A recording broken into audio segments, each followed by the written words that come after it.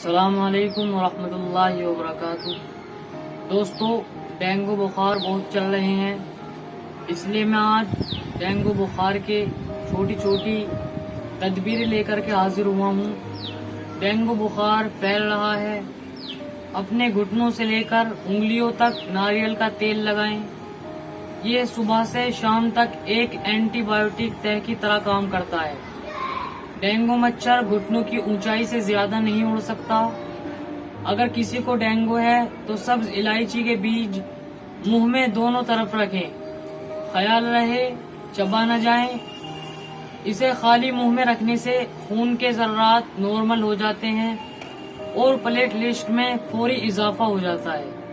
پپیتے کے پتوں کا رس شہد کے ساتھ ایک معجزے کا کام کرتا ہے۔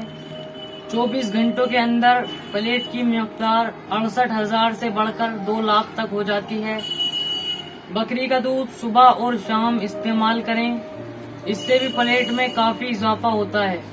اس کے علاوہ مائعات جیسے کیوی، ناریل کا پانی، گلوکوز وغیرہ کثرت سے استعمال کریں اور اس پیغام کو ایک انسانیت کی حیثیت سے سب تک شیئر کریں۔ ڈینگو بخار ہندوستان میں پھیل چکا ہے، زندگی بچائیے اور ہمیں دعاؤں میں یاد رکھیے۔ السلام علیکم ورحمۃ اللہ وبرکاتہ۔